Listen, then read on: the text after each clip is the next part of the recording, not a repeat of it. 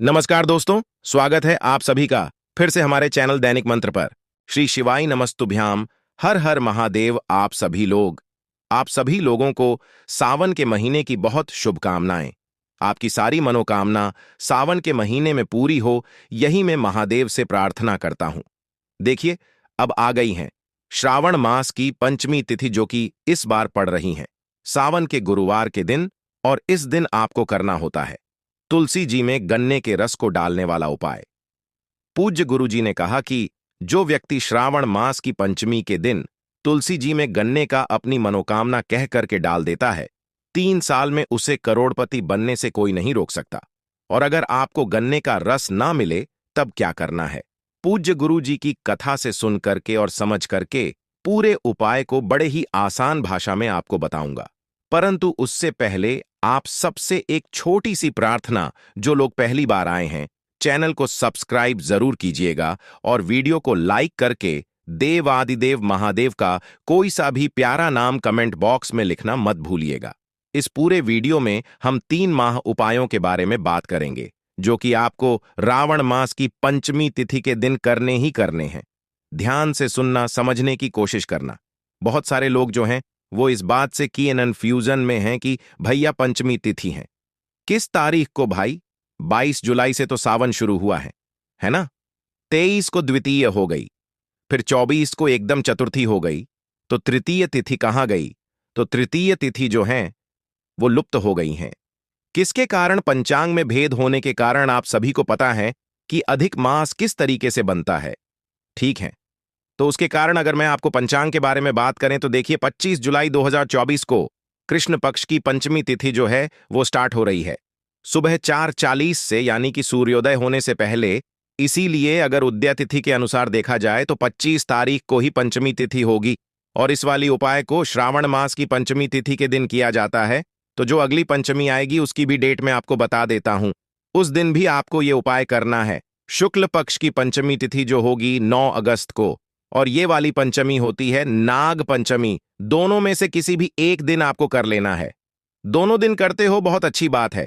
सबसे पहले बात करते हैं पहले वाले उपाय की, जो कि आपको श्रावण मास की पंचमी तिथि के दिन गन्ने के रस वाला उपाय करना है।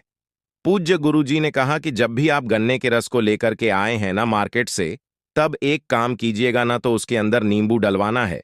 आपको ना ही अदरक डलवाना है, ना ही उसके अंदर नमक डलवाना है, कुछ भी नहीं। बस पूरे आपको क्या करना है, गन्ने का रस अपने घर पर लेकर के आ जाना है और किसी भी तांबे के बर्तन में, तांबे के पात्र में उस गन्ने के रस को लेना है पूरा का पूरा। ना ही उसके अंदर जल मिलाना है, ना ही कुछ करना है, ठीक है? और पंचमी तिथि के दिन सुबह जब भी आप नहा धो ले, उसके बाद में इस जल को लेना। साथ ही साथ एक दीपक आपको तैयार करना होगा लंबी बातें का।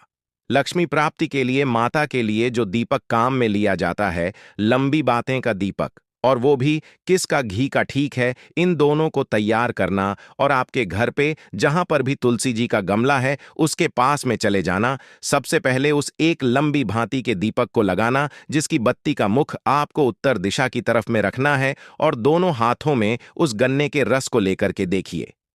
अब यहां पर चढ़ाने का भी कम है। सबसे पहले आपको अपना नाम और गोत्र बोलना है और थोड़ा सा जल इसके अंदर छोड़ देना है। फिर वापस आपको अपना नाम और गोत्र बोलना है, फिर वापस थोड़ा सा जल आपको छोड़ देना है। इस तरीके से आपको 7 बार अपना नाम और गोत्र बोल करके 7 बार में इस संपूर्ण गन्ने के रस को इस तुलसी जी के गमले में आपको छोड़ देना है।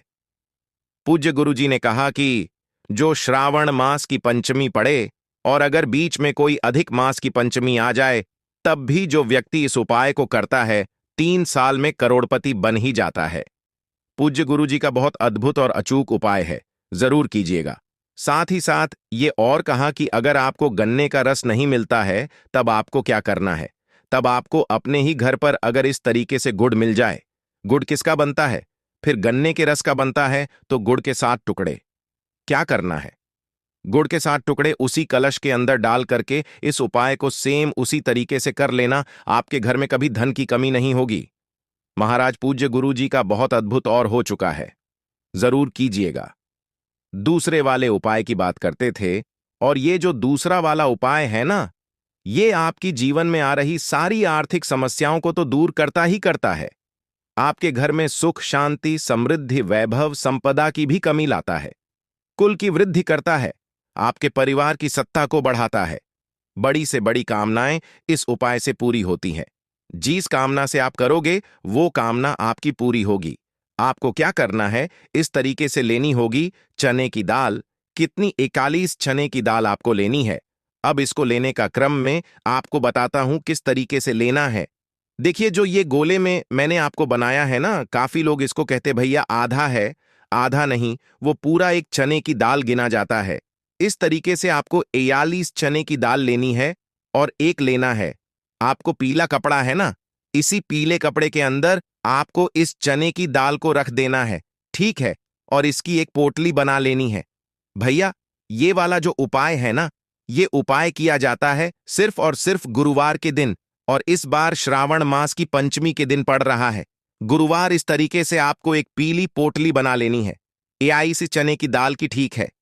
और एक लोटा शुद्ध जल अपने घर का उस पोटली में गठान लगा लेना, बांध लेना, और एक लोटे शुद्ध जल के साथ में पहुंच जाना भोले बाबा के मंदिर में शिवलिंग के पास। इस गुरुवार के दिन, जो कि श्रावण मास में पड़ रहा है, उत्तर दिशा नॉर्थ डायरेक्शन की तरफ मुकर के खड़े हो जाना। अपनी कामना कह करके, जिस कामना को लेकर के आप आए हो, उस कामना को कहकर उस पीली पोटली को आपको शिवलिंग के ठीक ऊपर समर्पित कर देना है। कर दोगे, और समर्पित कर देने के पश्चात अपने दोनों हाथों में उस कलश, एक लोटा शुद्ध जल को लेना और ओम नमः शिवाय, श्री शिवाय नमस्तभ्याम का स्मरण करते हुए, किनके नाम से? हरि हर महादेव के नाम से। किनके नाम से ये उपाय किया जाता है? हरि हर महादेव के नाम से उस एक लोटा शुद्ध जल को इसी के ऊपर समर्पित कर देना, जो पीली पोटली आपने चढ़ाई है।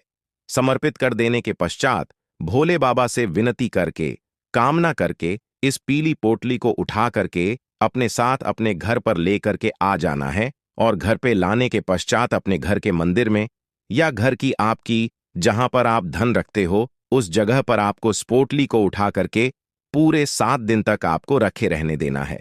कितने दिन तक? 7 दिन तक आपको रखे रहने देना है।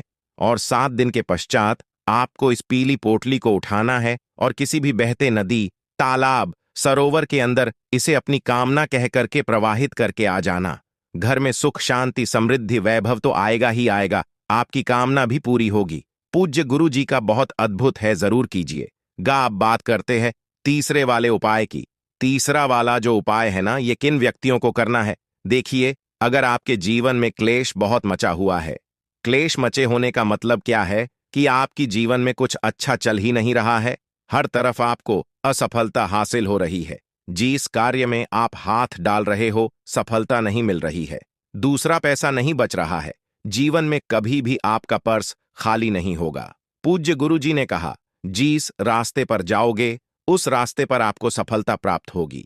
आपके जीवन के सारे दुख, सारे कष्ट इस उपाय से खत्म हो जाएंगे। इसके लिए आपको चाहिए होंगे 5 पत्ते।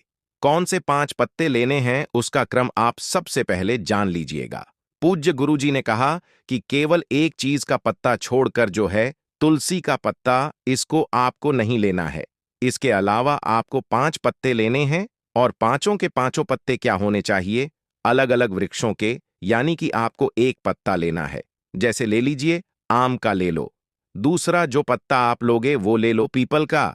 तीसरा आप जो लोगे वो ले लो बेलपत्र का। कुछ इस तरीके से, यानी कि आपको 5 अलग अलग वृक्षों के 5 पत्ते चाहिए।